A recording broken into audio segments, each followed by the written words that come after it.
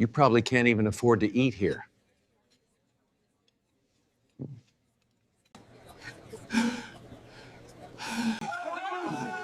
Call 911. In 30 seconds, everything Aaliyah Johnson believed about humanity would shatter like crystal. Crystal chandeliers dripped golden light across pristine white tablecloths, casting shadows that danced like secrets across Manhattan's most exclusive dining establishment. The soft murmur of conversations mixed with the gentle clink of silverware against fine china, creating the soundtrack of wealth and refinement that had echoed through the Grand Metropolitan's walls for over a century. Aaliyah Johnson smoothed her black uniform with trembling fingers before stepping onto the dining floor. At 22, she carried herself with a quiet dignity that seemed to radiate from within, her natural grace evident even as she balanced multiple plates with practiced ease. The stethoscope hidden in her locker seemed to mock her. Future doctor reduced to just the help. But it served as a constant reminder of her true calling. She wasn't just a waitress, she was a future doctor working her way through Columbia's pre-med program. Table 12 needs their wine selection, called Marcus, the head waiter, his voice carrying the authority of someone who had navigated these elite circles for decades. And Aaliyah? That's the Wellington party. Handle them with extra care.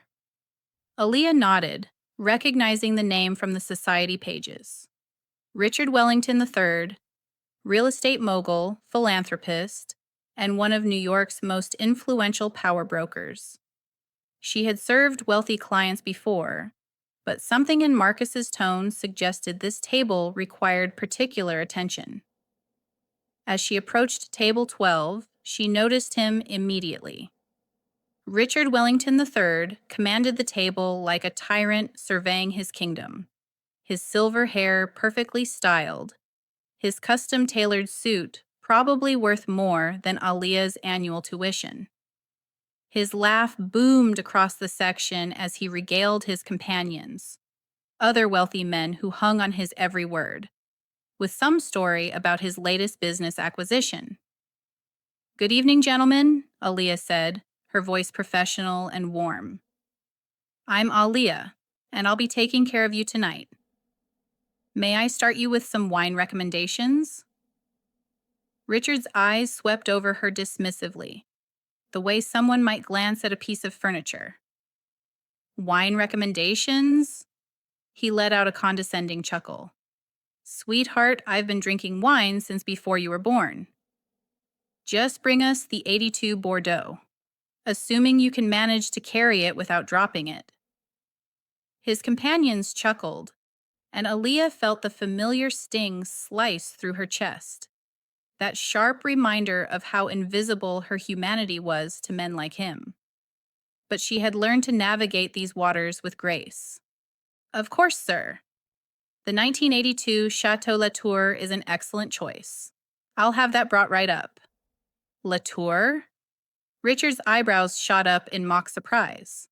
"Look at this one, boys. She actually knows her wines. Must have memorized the wine list real good." The table erupted in laughter, and Aaliyah felt heat creep up her neck. Throughout the evening, the subtle jabs continued. Each comment was a poison-tipped arrow, wrapped in silk, but designed to wound. When she expertly explained the preparation of the duck confit, Richard interrupted with, "That's very impressive. Did they teach you all those big words in... Where did you go to school again?" When she recommended the seasonal vegetable medley, he quipped, "I suppose you'd know all about vegetables, wouldn't you?" Each comment was carefully crafted to sound almost polite to casual observers, while carrying a poisonous undertone that only Aaliyah seemed to catch. The other diners sipped their wine in blissful ignorance, complicit in their silence, but Aaliyah felt every verbal arrow find its mark. During a brief moment when she stepped away to place their entree order, she overheard Richard talking to his companions. You see what I mean about these diversity hires? They put them everywhere now: restaurants, universities, even medical schools, lowering standards across the board. One of his companions, looking slightly uncomfortable, murmured, "Come on, Richard. Times are changing." "Times are changing for the worse," Richard replied, his voice dropping to what he thought was a whisper. "Mark my words, in 10 years, you won't be able to find qualified help anywhere. They're all convinced they deserve more than they're capable of." Aaliyah froze by the kitchen door, the order ticket trembling in her hand. She thought of Grandma's calloused hands, scrubbing other people's floors while whispering, "Baby, you can be anything." She thought of her acceptance letter to Columbia, earned through countless nights of studying while working double shifts. She thought of her MCAT scores, placing her in the top 10%. She thought of her volunteer work at the free clinic, where she had already saved lives. But in Richard Wellington's world, none of that mattered. To him, she would always be just the help. When she returned with their appetizers, Richard was in full storytelling mode. "So there I was, telling the board that we needed to be more selective about our scholarship recipients. Can't just throw money at every sob story, you know? Got to maintain standards. The Wellington Foundation does amazing work," one of his guests commented. "We try to help the right kind of people," Richard replied, his eyes flicking meaningfully toward Aaliyah as she set down his plate. "People who understand their place and are grateful for the opportunities they're given." The conversation continued around topics of urban development and maintaining neighborhood character, coded language that Aaliyah recognized all too well. These men dissected her community like laboratory specimens, reducing her people to statistics while she stood 3 feet away. They spoke about her life as if she were invisible, as if her presence at their table was no different from the furniture. As the evening progressed, Richard seemed to grow bolder with his comments. Perhaps it was the wine, or perhaps it was the validation from his companions, but his remarks became increasingly pointed. "You know what your problem is, sweetheart?" he said as Aaliyah refilled his water glass. "You people always think you deserve more than you've earned. Look around. This restaurant, this life, this success. It's built on generations of hard work, proper education, and understanding how society works." Aaliyah's hand tightened on the water pitcher, but her voice remained steady as steel. "Is there anything else I can get for you, sir? See what I mean?" Richard turned to his companions with a triumphant smile. No real response, no intellectual engagement, just yes, sir, no, sir. And they wonder why they can't break through certain ceilings. The man next to him shifted uncomfortably. "Richard, maybe we should..." "Should what?" "Tell the truth? This girl probably thinks she's going to be a doctor or a lawyer or something equally ridiculous." Richard's cackle sliced through the air. "Sweetie, let me give you some free advice from someone who's actually made something of himself. You and your kind were put on this earth for one purpose: to serve your betters. Always have been, always will be. The sooner you accept that, the happier you'll be." The restaurant dissolved. Richard's words hit like sledgehammers, each one driving deeper than the last. Several nearby tables had turned to look, drawn by the rising tension in his voice. She felt exposed, humiliated, reduced to a stereotype by a man who knew nothing about her dreams, her struggles, or her worth. "I understand, sir," she said quietly, her professionalism the only shield she had left. "Do you..." Richard leaned back in his chair, studying her with the cold calculation of a predator who had cornered his prey. "Do you really understand that all your little affirmative action programs and diversity initiatives can't change what you fundamentally are? You can put on the uniform, memorize the wine list, even get into some college that needed to fill its quota, but at the end of the day, you'll always be serving people like me." The silence that followed was deafening. Even Richard's companions looked mortified by the naked cruelty of his words. Other diners pretended not to have heard, but their shocked glances spoke volumes. Aaliyah stood frozen, her dignity hanging by a thread. She thought of her grandmother, who had cleaned houses her entire life, but made sure Aaliyah knew she could be anything. She thought of her professors at Columbia, who saw her potential. She thought of the patients she would one day save. "Will that be all for now, sir?" The words escaped like a prayer for survival. Richard smiled, satisfied with his destruction. "That's all, sweetheart. You can run along now." Aaliyah's legs carried her away from table 12 on autopilot, her hands betraying the earthquake inside her chest. The other staff members exchanged knowing glances. They'd all survived their own Richard Wellingtons, and their sympathetic looks only made the humiliation burn deeper. Marcus approached her near the kitchen doors, his weathered face etched with concern. "You okay, kid?"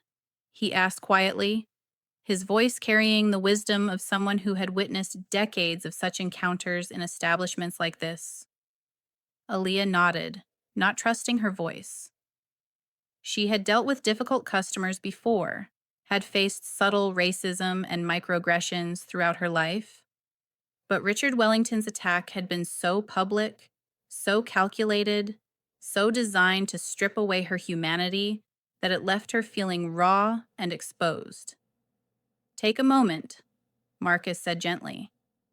"I can handle their table for the rest of the evening." "No," Aaliyah replied, finding her voice again. "I won't give him the satisfaction of breaking me. Not today, not ever." She straightened her shoulders, drawing on the strength that had carried her through years of pre-med courses while working multiple jobs. "I won't let him win." Marcus studied her face for a moment, then nodded with respect. "That's the spirit. But remember, sometimes the best victory is simply outlasting them." Back at table 12, Richard fed off his companion's nervous laughter like a predator savoring fresh blood. He had ordered the most expensive steak on the menu, a dry-aged Wagyu that cost more than most people's weekly salary, and was now regaling his guests with stories of his latest real estate acquisitions. "The key," he was saying as he cut into the perfectly prepared meat, "is knowing your place in the ecosystem. Some people are predators, some are prey. Some build empires, others serve them. It's the natural order of things." His companion, James Morrison, a fellow businessman who had grown increasingly uncomfortable throughout the evening, finally spoke up. "Richard, don't you think that was a bit harsh earlier? The girl was just doing her job." Richard waved dismissively, a piece of steak on his fork. "James, that's exactly the kind of soft thinking that's destroying this country. These people need to understand reality. I was doing her a favor. Better she learns now than waste years chasing impossible dreams." "But what if she really is pre-med? What if she actually has the grades and—" "Please." Richard's laugh was sharp and cutting. "You've been reading too many feel-good stories in the Times. Sure, maybe she got into some program designed to boost numbers, but do you really think someone like her has what it takes to be a doctor, to make life and death decisions, to earn the respect of colleagues and patients who matter?" Another guest, David Chen, shifted uncomfortably. "My daughter's at medical school. She says some of her brightest classmates are—" "Your daughter's at Harvard," Richard interrupted. "That's different. She earned her place through merit, through family achievement, through proper breeding. There's a difference between someone who belongs in those circles and someone who's been artificially elevated beyond their natural station." He took another bite of steak, savoring both the expensive meat and his perceived intellectual victory. Mark my words. In 5 years, that girl will either be back to serving tables full-time or she'll be in some community clinic somewhere, barely qualified to take blood pressure. The system has a way of correcting these artificial imbalances. Aaliyah appeared at the edge of their table, having overheard the last part of the conversation. Her face was composed, professional, but there was something different in her eyes now, a steel that hadn't been there before. "How is everything tasting, gentlemen?" she asked, her voice steady and clear. "Outstanding," Richard said without looking up. "Finally, some service that knows its place." He cut another piece of steak, this one larger than necessary, and chewed with exaggerated satisfaction. As he swallowed, something went wrong. The piece of meat, perhaps cut too hastily in his arrogance, perhaps taken too large in his gluttony, lodged in his throat.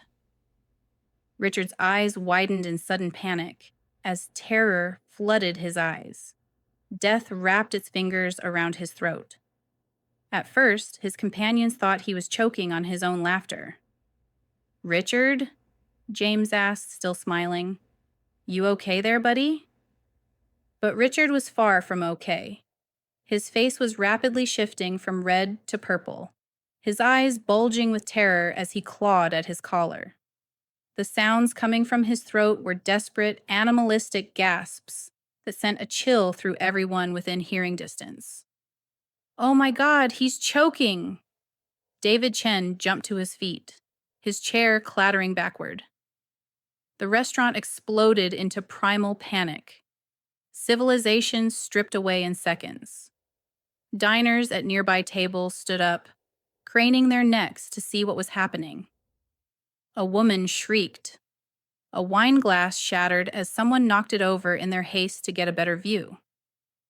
The carefully maintained atmosphere of refined elegance dissolved into primitive panic.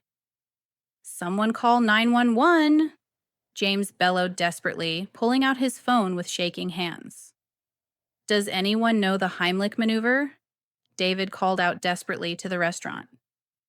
Marcus rushed over from across the dining room, but stopped short when he saw Richard's condition. "Jesus Christ," he muttered, his face pale. "Where's the manager?" "We need to—" "The ambulance will take at least 10 minutes in this traffic," someone called out. "He doesn't have 10 minutes. Richard was now standing, bent over his chair, his entire body convulsing as he fought for air. Cyanosis crept across his features like spilled ink. 2 minutes until brain damage, 4 until death. Foam appeared at the corners of his mouth as his body began to shut down from oxygen deprivation. The master of the universe was now choking on his own arrogance, drowning in the very privilege he'd weaponized against others. Here was Richard Wellington III, self-proclaimed superior being, reduced to a helpless, dying animal in front of the very people he considered beneath him. "Please," James begged the crowd. "Someone help him. Anyone." The other diners looked around helplessly. These were wealthy, educated people, lawyers, doctors, business executives. But in this moment of crisis, their knowledge seemed theoretical, distant.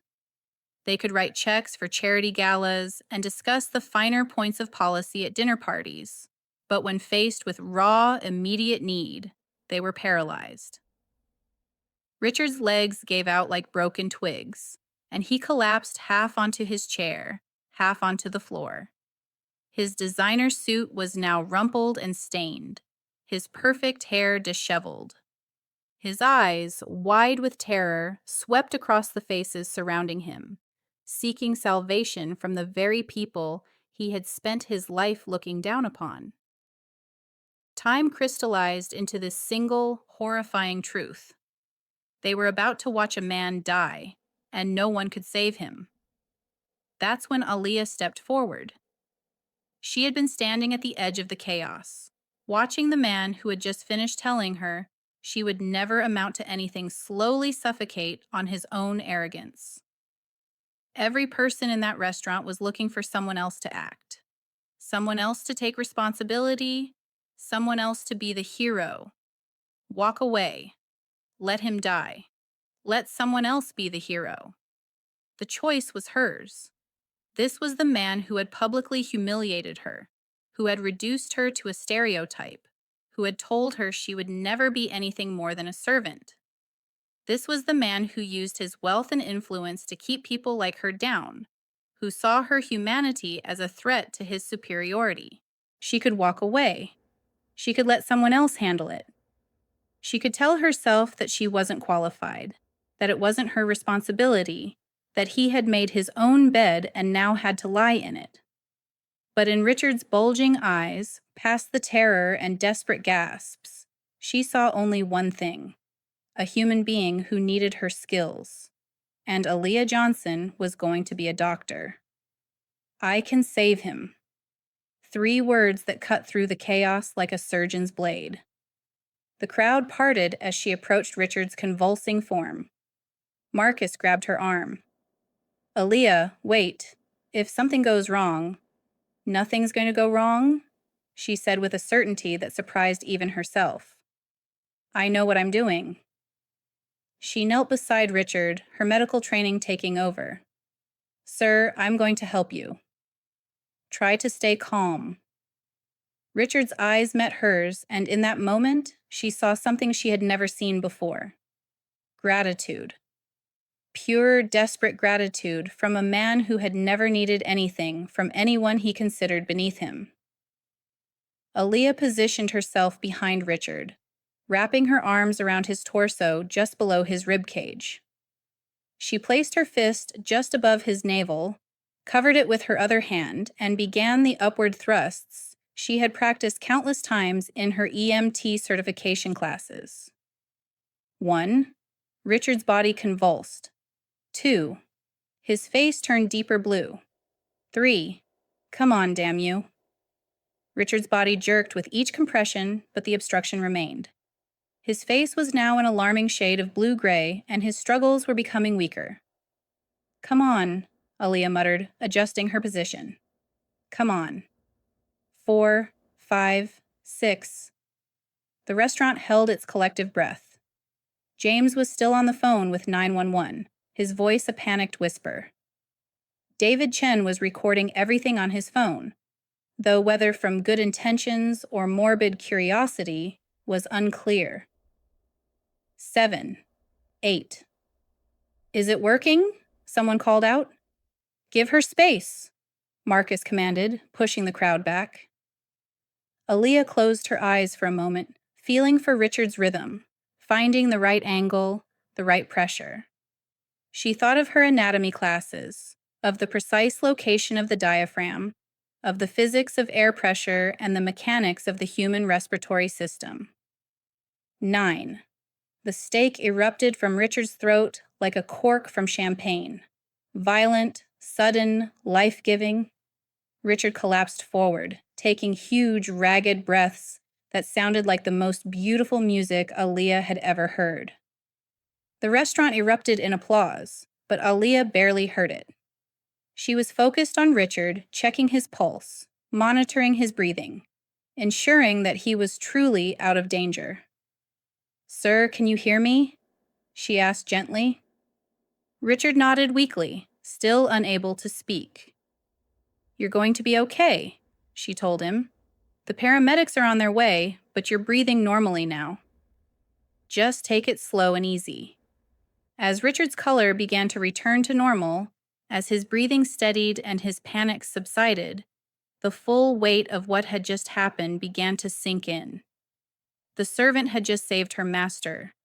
The inferior had rescued her superior. The woman he'd tried to destroy had chosen to heal. Aaliyah Johnson wasn't going to be a doctor someday. She already was one.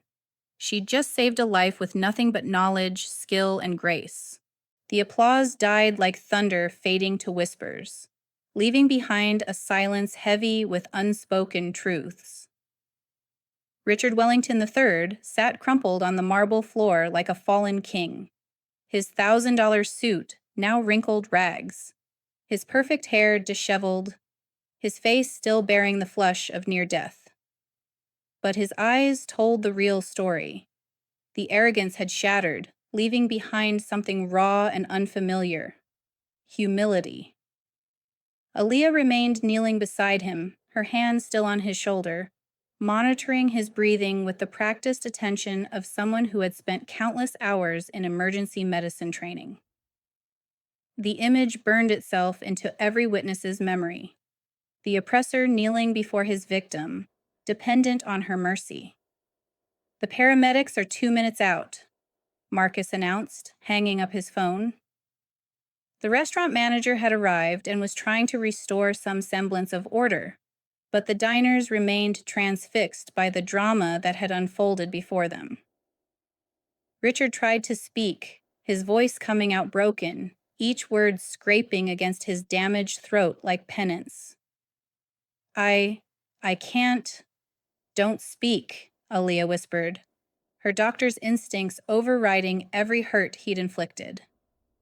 "Your throat is going to be sore for a while. Just focus on breathing normally."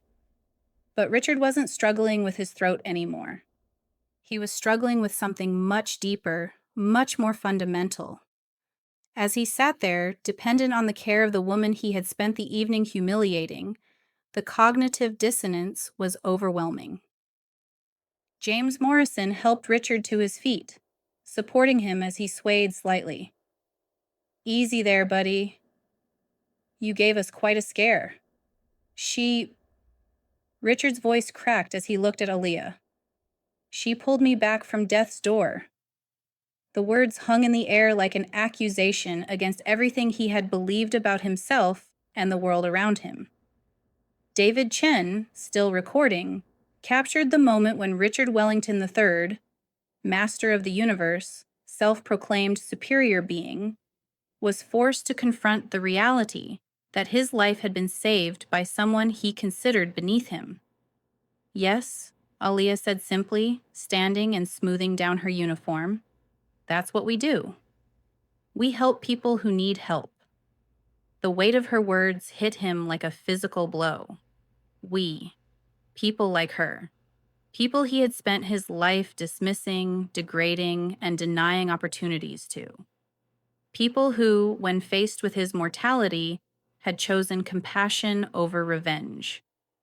The paramedics burst through the restaurant doors, their equipment bags and stretcher clearing a path through the crowd of onlookers. "What do we have here?" the lead EMT called out as they approached. "Choking victim," Aaliyah reported, automatically falling into the role of medical professional. "Adult male, approximately 45 years old, complete airway obstruction relieved by abdominal thrusts. Patient is conscious and breathing normally now, but was cyanotic for approximately 3 to 4 minutes. The EMT looked at her with professional interest. "You administered the Heimlich?"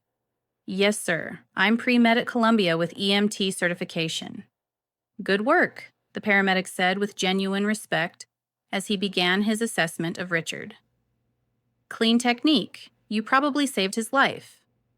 As the medical team took over Richard's care, checking his vitals and preparing to transport him to the hospital for observation, Aaliyah began to step back into the crowd.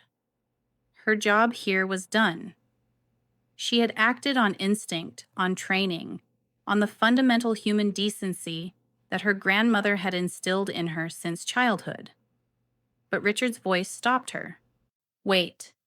The word came out stronger now, though still hoarse. "Please don't go." Aaliyah turned back, her expression guarded. The man who had tried to destroy her dignity was now asking her to stay.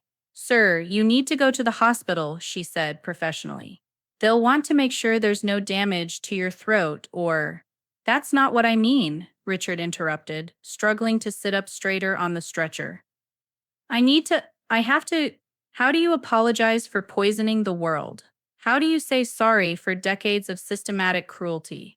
How do you acknowledge that everything you believed about superiority and inferiority has just been shattered by a single act of grace?" The restaurant had become a surreal theater. with wealthy diners craning their necks to witness what they sensed was a moment of profound transformation. James and David flanked the stretcher, both looking deeply uncomfortable with the implications of what they had witnessed. Richard, James said quietly. Maybe this isn't the time. No, Richard said with sudden force, his voice growing stronger. This is exactly the time. He looked directly at Aaliyah, and for the first time in the evening, he really saw her, not as a stereotype, not as a threat to his worldview, not as someone beneath his notice, but as a human being who had chosen to save his life despite every reason to let him suffer the consequences of his own hatred. I don't deserve to breathe the same air as you, let alone receive your mercy, he said, the words barely audible. Aaliyah studied his face, looking for the trap, the manipulation, the cruel joke that would surely follow. But she saw only genuine anguish, the first honest emotion he had displayed all evening. Everyone deserves to live. Even those who forget others deserve the same, she replied simply. Even after what I said, after how I treated you.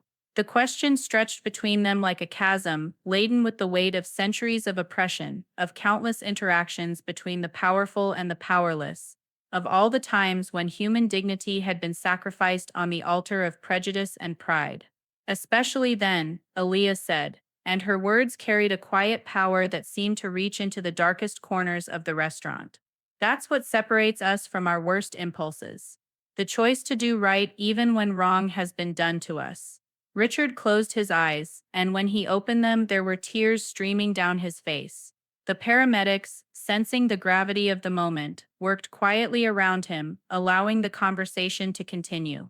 I've been wrong about everything, about you, about worth, about what makes someone human. He paused, struggling with words that had never been in his vocabulary before. I'm sorry, his voice cracked. God help me, I'm so fucking sorry. The profanity hung between them like stripped flesh. The apology slammed into her. Unexpected, overwhelming, real. She had steeled herself for continued hostility, for grudging acknowledgement, for the kind of minimal gratitude that would allow him to walk away without really changing. She had not prepared for genuine remorse. Sir, one of the paramedics interjected gently, we really need to get you to the hospital now. Richard nodded but kept his eyes fixed on Aaliyah. Will you give me a chance to prove this isn't just guilt talking, that I can actually change? Before Aaliyah could respond, Marcus appeared at her side. Miss Johnson needs to get back to work, he said, protectively. Perhaps this conversation could continue another time.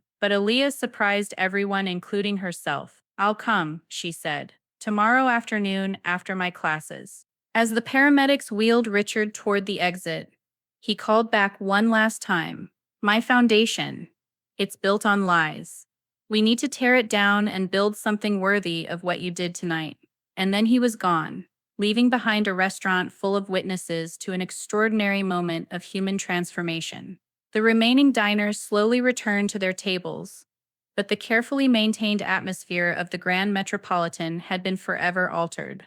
Every witness carried home a story that would challenge their own assumptions about who deserves mercy and who has the power to grant it. James and David settled their bill quickly and left without finishing their meals, both men visibly shaken by what they had seen. The evening had started with a master and his servant. It ended with a patient and his doctor. Marcus approached Aaliyah as she began clearing table 12, the scene of both her humiliation and her triumph. You okay, kid? Aaliyah looked down at the remnants of Richard's meal, at the wine stains on the white tablecloth, at the chair where he had nearly died. One moment can rewrite a lifetime. One choice can change everything, she said softly. You did good tonight, Marcus said with quiet pride. You did what doctors do. You put saving a life above everything else. He might wake up tomorrow and convince himself this was just trauma talking, Aaliyah said, voicing her own doubts. But maybe, just maybe, some people are worth the risk. Marcus nodded thoughtfully. Maybe, but sometimes when someone sees their own mortality that clearly, when they're forced to confront the difference between what they thought they were and what they actually are, sometimes that changes everything. As Aaliyah finished her shift that night, she carried with her the weight of possibility. She had chosen to save a man who had tried to destroy her spirit, and in doing so, she had perhaps saved something in herself as well. The belief that people could change, that compassion could triumph over hatred, that the arc of the moral universe really could bend toward justice. Tomorrow would bring new challenges, new tests of her faith in human nature. Tonight, she hadn't just saved a life, she'd planted a seed that would grow into something neither of them could yet imagine, even when that life belonged to someone who had denied her own. The next afternoon, Mount Sinai Hospital hummed with the symphony of second chances, monitors beeping out heartbeats, footsteps racing toward miracles. Aaliyah Johnson walked through the sterile corridors, her medical textbooks tucked under her arm, still processing the surreal events of the previous evening. She had spent most of the night replaying every moment, every word, every choice that had led to this unprecedented situation. Her organic chemistry professor had dismissed class early, and her fellow students had peppered her with questions about the viral video that David Chen had posted online. By morning, #Waitress Doctor had exploded across the internet, a hashtag that carried the weight of centuries of injustice and one moment of grace, with thousands of comments praising her quick thinking and professional composure.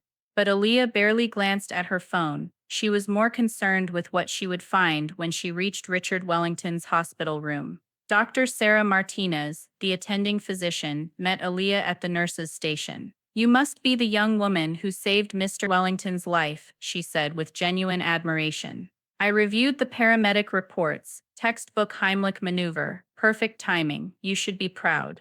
"How is he?" Aaliyah asked, deflecting the praise as she always did. "Physically, he's fine. Some throat irritation, mild bruising from the abdominal thrusts, but nothing serious. Emotionally?" Dr. Martinez paused, studying Aaliyah's face. "That's a different story. He's been asking for you every hour since he was admitted. Whatever happened in that restaurant, it affected him profoundly." As they walked toward Richard's private room, Dr. Martinez continued, "In 30 years of medicine, I've seen people face their mortality many times. Some become grateful, some become angry, some simply deny what happened. But I've never seen anyone react quite like Mr. Wellington. He's been on the phone all morning, making what he calls necessary corrections to his life." The door to room 314 stood slightly ajar, and Aaliyah could hear Richard's voice inside, speaking with an intensity she hadn't heard the night before. "No, Margaret, you don't understand. Cancel the eviction proceedings immediately. All of them. And I want a full review of every tenant case from the past 5 years. If we've displaced families for gentrification purposes, I want them contacted about returning to their homes." Dr. Martinez knocked gently before entering.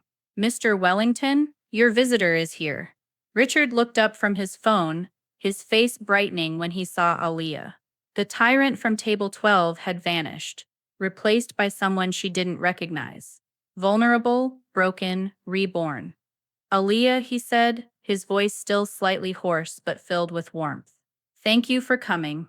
I wasn't sure you would." She approached his bedside cautiously, still uncertain about his motives. "How are you feeling?" "Like I died in that restaurant and someone else woke up in this hospital bed." "Someone who finally sees clearly," Richard said without a trace of his former arrogance. "Please, sit. We have so much to discuss." Dr. Martinez excused herself, leaving them alone in the room.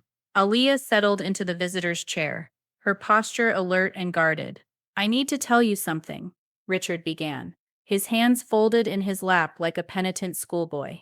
"About who I was before last night, and who I hope to become after it." Over the next hour, Richard Wellington III told Aaliyah Johnson his story. He spoke of growing up in a world of inherited privilege, where wealth and skin color determined worth, where casual racism was passed down like family heirlooms. He described his father, Richard Wellington II, who had built the family fortune on discriminatory housing practices and exclusionary business deals. "I was poisoned from birth with the lie that my skin color made me superior, that my bank account made me worthy, that my privilege was proof of my value," Richard explained, his voice heavy with shame. "My father used to say that maintaining the social order was our responsibility as the ruling class. I never questioned it because questioning it would have meant admitting that everything I had might not have been earned.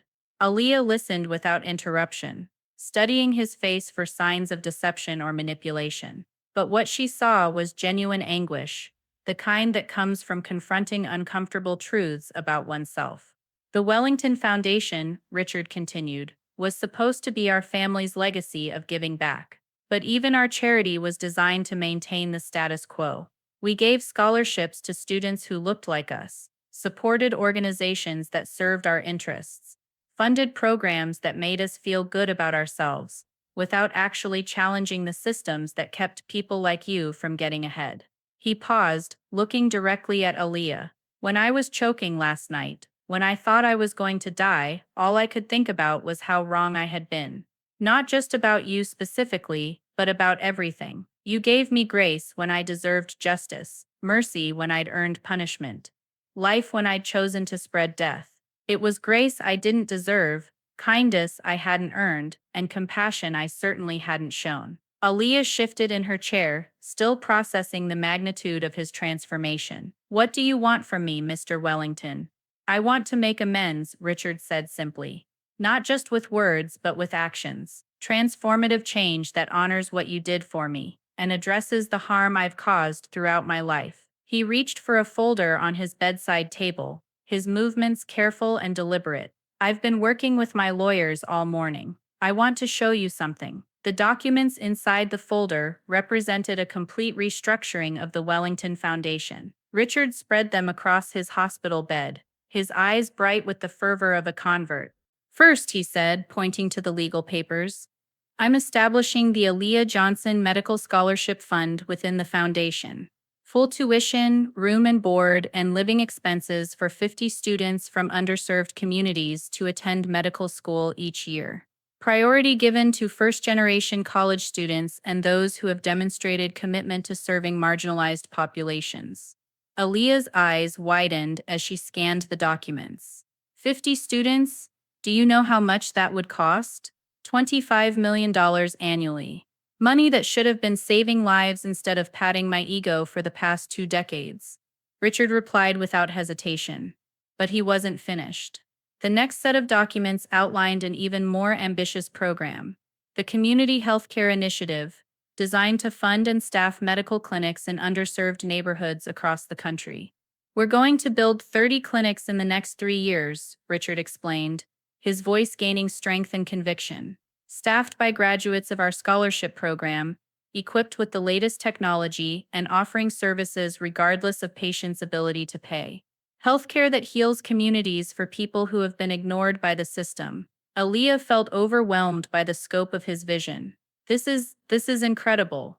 But why me? Why is my name on this scholarship? Richard leaned back against his pillows, a sad smile crossing his face. Because you are everything I was programmed to fear, brilliant, compassionate, unstoppable. You represent the future I tried to prevent. You're going to be an extraordinary doctor not because of your circumstances, but because of who you are as a person. I want your name on this program so that every student who receives it understands that excellence comes in all colors, all backgrounds, all economic circumstances. 50 doctors, 30 clinics, millions of lives. This was what revolution looked like. Aaliyah absorbed the magnitude of what he was proposing. There's something else, Richard said quietly. Something more personal. He pulled out his phone and showed her a text message conversation. I've been reaching out to every person I can remember treating the way I treated you last night. Employees, service workers, students, colleagues. I'm not asking for forgiveness. I know some wounds can't be healed with apologies, but I'm trying to rebuild what I helped destroy. The messages on his screen showed a pattern of humble acknowledgement and offers of support. A scholarship offer to a young man he had passed over for promotion because of racial bias. A donation to the legal defense fund of a woman he had helped have wrongfully evicted. An endowment to the community college where he had once given a speech about maintaining standards that everyone understood as coded racism. I can't resurrect the dreams I killed, but I can water the seeds of dreams yet to come, Richard said, setting his phone aside. Aaliyah found herself speechless, overwhelmed by the sincerity of his transformation. She had expected a grudging thank you, perhaps a donation to charity to salve his conscience. She had not expected a complete reorganization of his life's work. "Why should I trust this?" she asked, finally. "How do I know this isn't just guilt that will fade once the shock wears off?" Richard nodded, appreciating her skepticism. "You shouldn't trust it, you should verify it.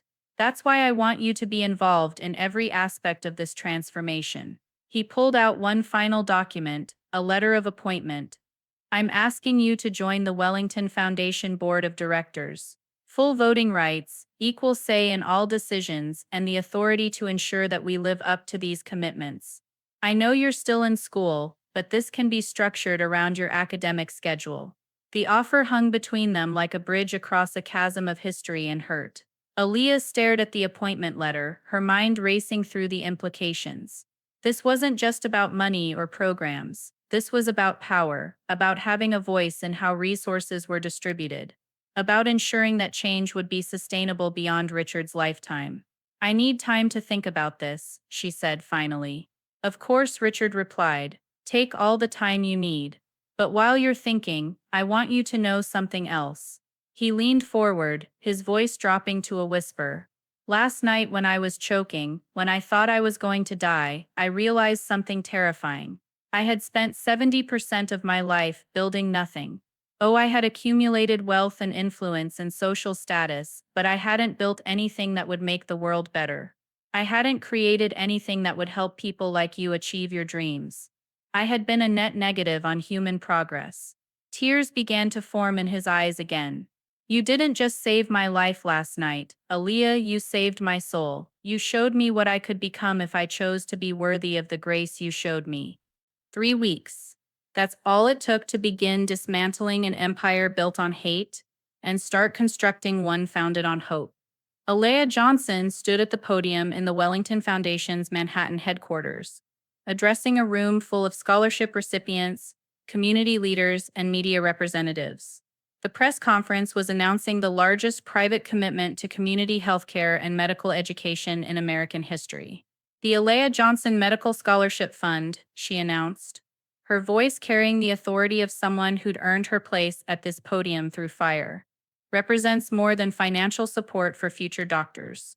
It represents a commitment to the idea that talent and compassion exist in every community, in every neighborhood, in every family, regardless of their economic circumstances or social status." In the audience, Richard Wellington III sat in the front row, his face beaming with pride. The man who had once told her she would never amount to anything was now watching her command a room full of some of the most powerful people in New York City. "We believe every human being deserves to live, to heal, to hope, regardless of their zip code or the color of their skin," Alea continued. "That's why the Community Healthcare Initiative will focus on serving populations that have been historically underserved and underrepresented in medical care." The questions from reporters were sharp and probing. "How do we know this isn't just guilt with a good PR team behind it?" one journalist asked. "What safeguards were in place to prevent the foundation from reverting to its old practices? How would they measure success?" Alea fielded each question with the poise of someone who had spent months preparing for this moment, working with lawyers and accountants and program administrators to build something sustainable and meaningful. "Change isn't pretty speeches or photo ops. It's systems that work when no cameras are rolling," she explained to a reporter from the Times. "Every decision made by the Wellington Foundation will be transparent and open to public scrutiny. Every dollar spent will be tracked and reported. Every program will be evaluated based on its impact on the communities we serve." After the press conference, Richard approached her in the foundation's boardroom. "How does it feel to be running the show?" he asked with a smile. "Terrifying and exhilarating," Alea admitted. "I keep thinking about that night in the restaurant, about how different things could have been." "Things are exactly as they should be," Richard said firmly. "You made a choice to save my life, and I'm trying to make choices worthy of that gift. But this foundation, these programs, they're not about me anymore. They're about building the world you envisioned when you decided to become a doctor." 6 months later, the first class of Alea Johnson medical scholars began their studies at schools across the country. The students came from inner-city neighborhoods, rural communities, immigrant families, and first-generation households where no one had ever dreamed of attending medical school. Among them was Marcus Washington, whose grandmother's calloused hands had scrubbed floors so his could one day heal hearts. There was Maria Santos, who had juggled 3 jobs and 4 siblings, proving that exhaustion was no match for determination. There was David Kim, whose parents had immigrated with nothing and built a small business while insisting their children reach for the stars. Each scholar carried with them not just the financial means to pursue their dreams, but the knowledge that someone believed in their potential, someone had invested in their success, someone understood that talent and compassion knew no boundaries of race or class or background. Alea visited the first community healthcare clinic on opening day, watching as families who had never had access to quality medical care brought their children for checkups and vaccinations. She saw elderly patients getting treatment for conditions they had suffered with for years because they couldn't afford to see a doctor. She witnessed teenage mothers receiving prenatal care that might save both their lives and their babies' lives. "This is what change looks like," she told Richard as they watched a young doctor, herself a Wellington scholar from the previous year, examining a patient with gentle competence. Not just the big gestures or the press conferences, but the daily work of healing. Richard nodded, his transformation complete not in a single dramatic moment, but in thousands of small choices to do better, to be better, to honor the grace he had been shown. 2 years after that night at the Grand Metropolitan, Dr. Leah Johnson graduated from Columbia Medical School summa cum laude. Richard Wellington III sat beside the woman who'd raised Alea, 2 worlds, united by pride in a dream that had refused to die, both of them beaming with pride as she walked across the stage to receive her diploma. In her valedictorian speech, Alea spoke about the power of second chances, the importance of seeing humanity in every person, and the responsibility that comes with the privilege of healing. Medical school teaches us that broken bones mend stronger. Tonight I learned that broken souls can do the same, she said to her fellow graduates. We have the privilege of facilitating both kinds of healing. As the ceremony concluded and the new doctors celebrated their achievement, Alea thought about the journey that had brought her to this moment. It had begun with hatred and humiliation, with the worst of human nature on full display. But it had been transformed by choice. Her choice to save a life that needed saving, his choice to examine a heart that needed changing. The Wellington Foundation continued to grow, funding not just medical education and community clinics, but also programs addressing housing discrimination, educational inequity, and economic injustice. Under Alea's leadership, it became a model for how philanthropy could be used not just to treat symptoms, but to address root causes of social problems.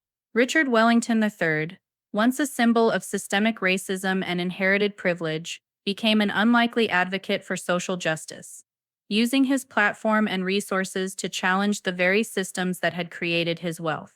He spoke at conferences about confronting unconscious bias, funded research into discriminatory practices in housing and lending, and supported grassroots organizations working for racial equity. But perhaps most importantly, he learned to listen, to really hear the voices of people he had spent his life ignoring, to understand that true leadership meant empowering others, not dominating them.